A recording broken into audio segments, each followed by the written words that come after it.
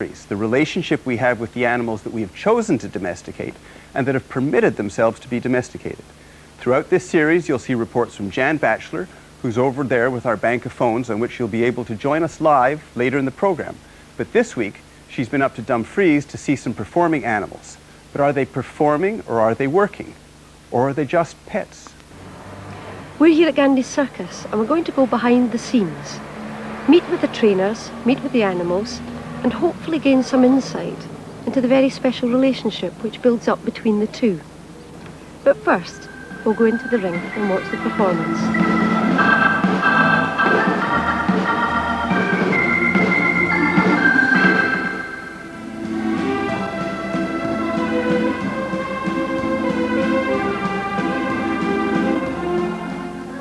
Up you get.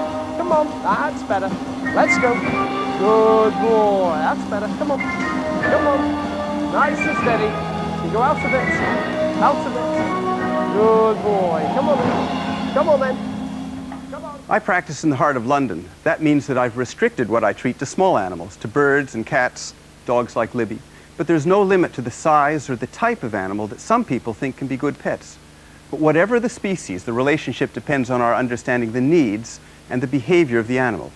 Do circus people understand these needs, and do they really care for their animals? I'm up behind the big top.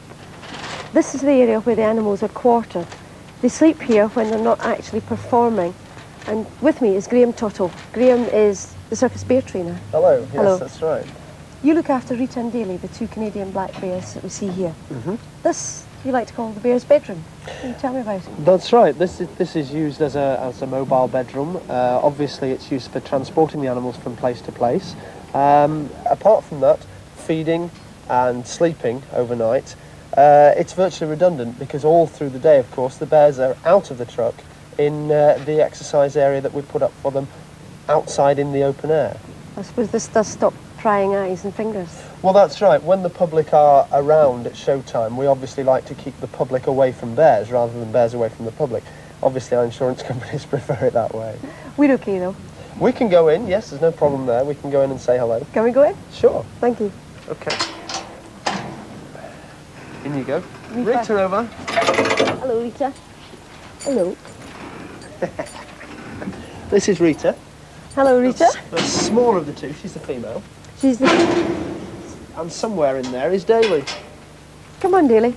Therefore, how much time do they actually spend in here asleep? Well, asleep we finish the show at about 10:30 at night sometimes. By the time I've come in here, bedded them down and fed them at night, it's about 10:30. So we close them up then, and they get opened up again in the morning at around about 8:30. We come in here, I clean them out till about 9 o'clock, and then from then onwards until showtime, which is 4 in the afternoon, they're out in the exercise cage outside. So really they're not in here for very long. We get criticised sometimes for travelling them in cramped conditions. As you can see, it's very, very spacious in here. I was actually going to ask. Yeah. Do you have to restrain them while you're travelling? Not at all, no. They're in here as they are now. So where do they actually exercise then? Well, we have a big cage which is built up outside, as I say, in the open air. And what we're going to do now is put the chains on just to lead them out of the truck, pop the chains on, and then we can go and have a look outside. That'd be great. Terrific. Daly, come on. Come on. Come on then. Come on then, son. Come on. Attaboy. Come on, son. Good lad, eh? I take it, if they decide to do something... Well, there's not a lot you can do to stop you can them. There's, particularly with him, there's 24 stone there of animal, which is very, very strong, very powerful, with a full set of teeth and claws. And really, if he decides to go walkies on his own, there's not a lot you can do to stop him. You've got to try and prevent that sort of situation rather than anticipate it. They seem very much to be you're part of their family and they're part of your family. That is it. I'm a member of their family. I am, as I say, to them, just a funny-looking bear. Obviously, I'm, to them, slightly more intelligent than they are, and therefore they regard me as head of their family. And of course, I regard them as part of my family as well. I mean, I, to a certain extent, earn a living by working with them, presenting them to the public. it's very important to me that my children, or my animals, are in the best possible condition and the best possible, not just physical condition, but mental condition as well, in order to show the public nice, good-looking animals enjoying themselves playing in the ring, because that is what it is. It's organised play in the ring. There he was. Good, yeah, bravo. That's it. No more. That's your lot. Okay? Hey, oops, here. That's it now. That is it. No more. That's your lot. Right?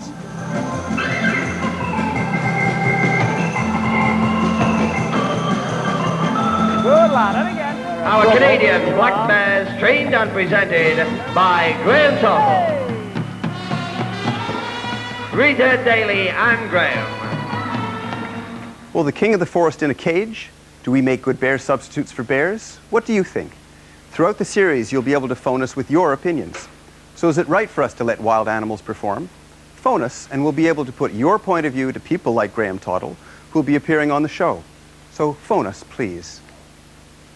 Hi, welcome to the part of the show when each week I'll bring you new ideas of how you can treat your pet to a little prezi every now and then. From the outrageous to the downright practical, you'll see just how easy it is to lavish luxury on your dynasty dog or pamper your parrot for just a few pence. To begin with, here's something new and unusual, but highly efficient. Enter the dog loo. And before I hear you shout, "My pooch won't perch on that," let me tell you it doesn't work that way. No, the days of the potty-trained poodle are not here yet. Having installed the dog glue in the garden, this fast-dissolving chemical solution will make your smells dispel. Then, armed with your elegant matching colour Super Scooper, it's a case of getting straight down to business. Oh, and while we're on this particular subject, you may need this. It's a new carpet stain remover which also attacks odour, thus discouraging a repeat performance in the same place. Very, very handy.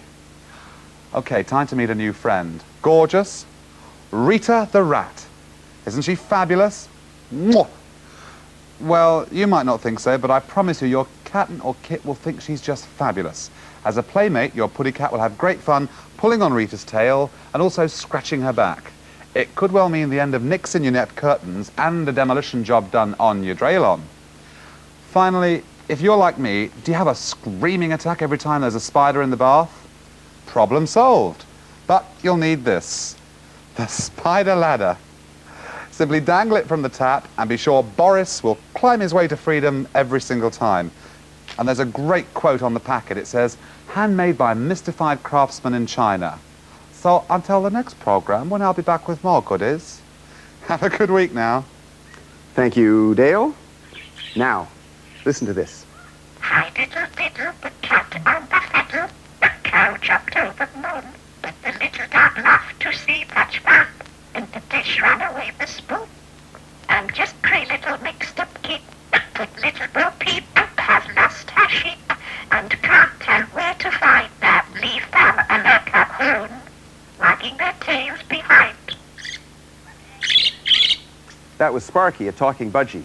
And now in our Newcastle studios, we have Mrs. Williams, Sparky's trainer, and Sparky.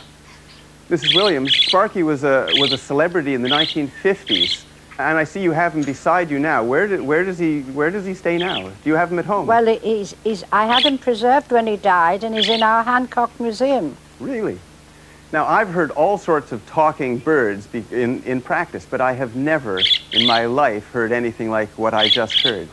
Was that really Sparky? Yes, that was really Sparky. He said 8 nursery rhymes completely.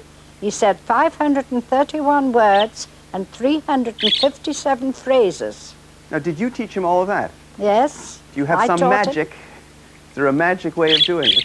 Well, I used to give him a lesson morning and afternoon, just as if he was at school, and I had a lot of patience. Well, he certainly was at school if he had lessons morning and afternoon. Have you trained any other budgies? No, I haven't. Would you like to? No, not really. I'm getting too old for that now. Well, you're marvelous. Excellent.